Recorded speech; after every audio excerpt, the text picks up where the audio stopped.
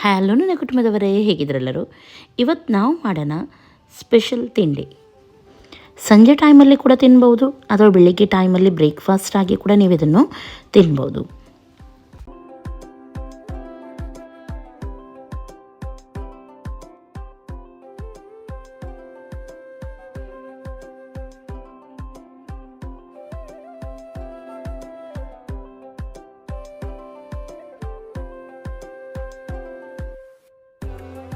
ಇವತ್ತು ನಾನು ನನ್ನ ಫ್ಯಾಮಿಲಿಗೆ ಸಂಜೆ ತಿಂಡಿಗೆ ಗೋಳಿ ಬಜೆ, ಮಂಗಳೂರು ಸ್ಪೆಷಲ್ ಗೋಳಿ ಬಜೆ, ಹಾಗೂ ಅದರೊಂದಿಗೆ ಟೀ ಬದಲು ಇವತ್ತು ನಾನು ರಾಗಿ ಮಾಲ್ಟ್ ಮಾಡ್ತಾಯಿದ್ದೀನಿ.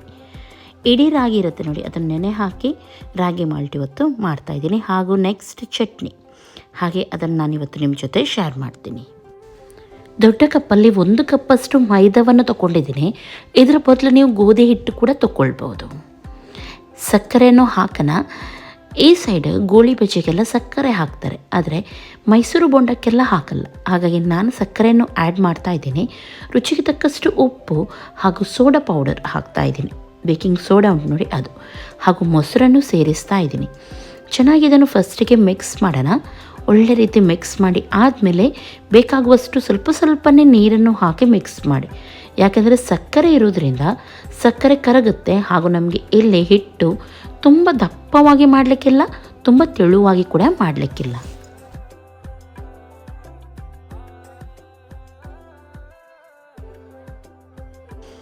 ಓಕೆ ನೋಡಿ, ಈ ಹದಕ್ಕೆ ಬರಬೇಕು. ಕೈಯಿಂದ ಹಾಕುವಾಗ ಟಪಕ್ ಅಂತ ಹೇಳಿ ಇಟ್ಟು ಕೆಳಗೆ ಬೀಳಬೇಕು. ಇದು ಈಗ ಪರ್ಫೆಕ್ಟ್ ಆಗಿದೆ ನೋಡಿ. ಹೀಗೆ ಇದನ್ನು ಇವಾಗ ಒಂದು 3 ರಿಂದ 4 ಗಂಟೆ ನಾನು ಹೀಗೇ ಬಿಡ್ತಾ ಇದ್ದೀನಿ. ಅರ್ಜೆಂಟ್ ಇದೆ ಆದರೆ ಬೇಗ ಕೂಡ ಮಾಡ್ಬೋದು ನೀವು. ಇವಾಗ ರಾಗಿ ಮಾಲ್ಟಿಗೆ ನಾನಿಲ್ಲಿ ರಾಗಿ ತಗೊಂಡಿದ್ದೀನಿ, ಹೋಲ್ ರಾಗಿ, ಇಡೀ ರಾಗಿ. ಇದನ್ನು ಕೂಡ ಚೆನ್ನಾಗಿ ತೊಳೆದು ನೆನೆ ಹಾಕ್ತಾ ಇದ್ದೀನಿ. ಎಷ್ಟು ಜಾಸ್ತಿ ನೆನೆಯುತ್ತೆ ಅಷ್ಟು ಒಳ್ಳೆಯದಾಗುತ್ತೆ. ಓವರ್ ನೈಟ್ ನಾವು ಇಟ್ಟರೆ ಇನ್ನೂ ಕೂಡ ಬೆಸ್ಟ್. ಇಲ್ಲಿ ನಾನೊಂದು 4 ಅವರ್ ಆಗೇ ನೆನೆ ಹಾಕ್ತಾ ಇದ್ದೀನಿ.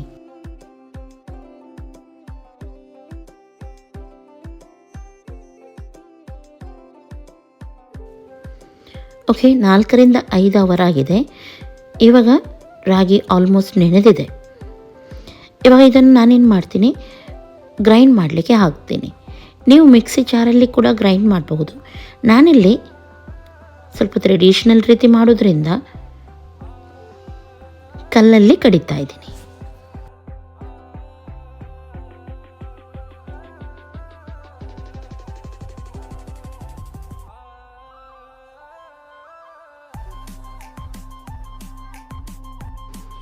ನೈಸಾಗಿ ಇವಾಗ ಇಲ್ಲಿ ಗ್ರೈಂಡ್ ಆಗಿದೆ.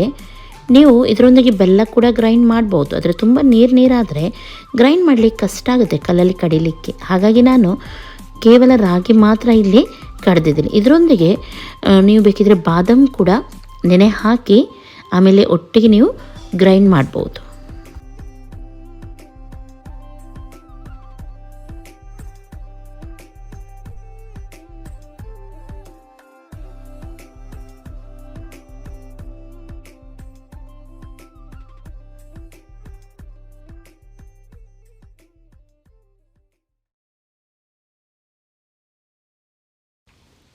ಇವಾಗ ಇದಕ್ಕೆ ಸ್ವಲ್ಪ ಬೆಲ್ಲವನ್ನು ಹಾಕೋಣ.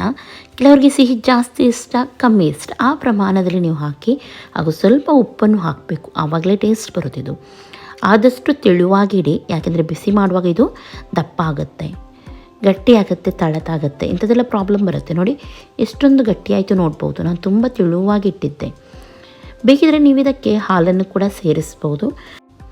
ಸಣ್ಣ ಉರಿಯಲ್ಲಿ ಇದನ್ನು ಹಾಗೆಯೇ ಒಳ್ಳೆ ರೀತಿ ಬೇಯಕ್ಕೆ ಬಿಡೋಣ. ಸ್ವಲ್ಪ ನೀರನ್ನು ಕೂಡ ಸೇರಿಸ್ತಾ ಇದ್ದೀನಿ, ದಪ್ಪ ಇದೆ ಅಲ್ವಾ, ಹಾಗಾಗಿ.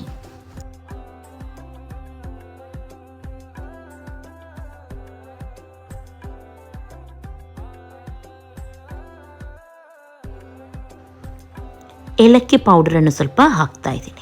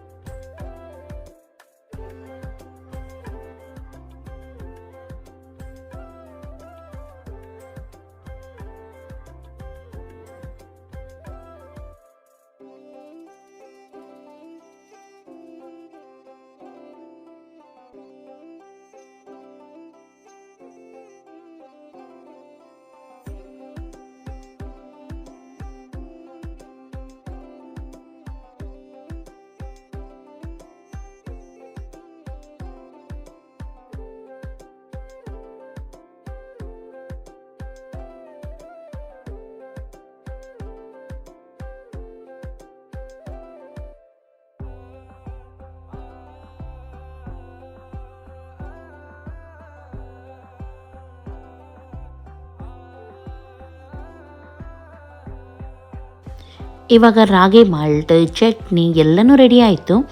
ಇನ್ನು ಗೋಳಿ ಬಜೆ ಮಾಡಲಿಕ್ಕೆ ಮಾತ್ರ ಬಾಕಿ. ಇಲ್ಲಿ ಸಣ್ಣ ಸಣ್ಣದಾಗಿ ಹೆಚ್ಚಿದ ಕೊತ್ತಂಬರಿ, ಹಸಿಮೆಣಸಿನ್ಕಾಯಿ, ಕರಿಬೇವು ಸೊಪ್ಪು, ಶುಂಠಿ ಇಷ್ಟನ್ನು ನಾನು ಹಾಕಿದ್ದೀನಿ. ಚೆನ್ನಾಗಿದನ್ನು ಮಿಕ್ಸ್ ಮಾಡೋಣ. ಕೈಗೆ ಸ್ವಲ್ಪ ನೀರನ್ನು ಸೇರಿಸಿ ಆಮೇಲೆ ನೀವು ಬಿಟ್ಟರೆ ಪರ್ಫೆಕ್ಟಾಗಿ ಬರುತ್ತೆ. ಹಿಟ್ಟನ್ನು ಸ್ವಲ್ಪ ಕೈಯಲ್ಲಿ ತಗೊಂಡು ದೊಡ್ಡ ಬೆರಳಿದೆ ನೋಡಿ, ಆ ಬೆರಳಿಂದ ಸ್ವಲ್ಪ ದೂಡಿದರೆ ಸಾಕು ನೋಡಿ. ಈ ರೀತಿ ಟಪಕ್ಕನೆ ಅಂತ ಬೀಳುತ್ತೆ. ಹೀಗೆ ಪಾತ್ರೆಯ ಸೈಡಿಂದ ಎಳೆತ್ತಂದರೆ ಒಳ್ಳೆ ರೀತಿ ಶೇಪ್ ಬರುತ್ತೆ.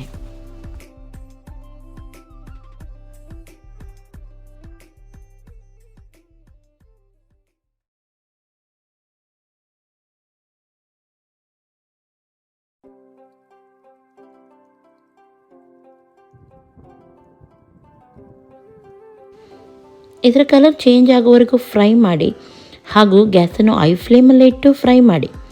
ಇಲ್ಲದ್ರೆ ಕೆಲವೊಮ್ಮೆ ಎಣ್ಣೆಲ್ಲ ಎಳೆಯುತ್ತೆ.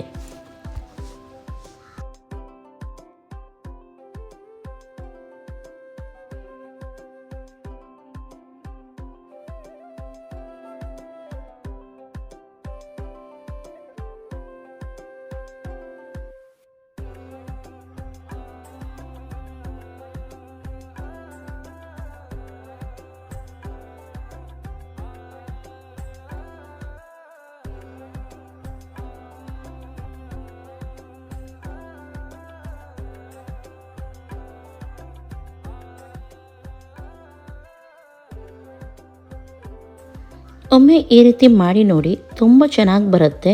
ಒಳಗಡೆ ನೋಡ್ಬೋದು ನೀವು ಯಾವ ರೀತಿ ಬಂದಿದೆ ಅಂತ ಹೇಳಿ. ಪರ್ಫೆಕ್ಟ್ ಆಗಿದೆ. ನಾನಂತೂ ನನ್ನ ಫ್ಯಾಮಿಲಿ ಮೆಂಬರೊಂದಿಗೆ ಇದನ್ನು ಎಂಜಾಯ್ ಮಾಡ್ತೀನಿ. ನೀವು ಕೂಡ ಇವತ್ತು ಸಂಜೆ ಇದನ್ನು ಟ್ರೈ ಮಾಡಿ ಅಥವಾ ನಾಳೆ ಸಂಜೆಗೆ ತಿನ್ನಿ ಹಾಗೂ ಎಂಜಾಯ್ ಮಾಡಿ.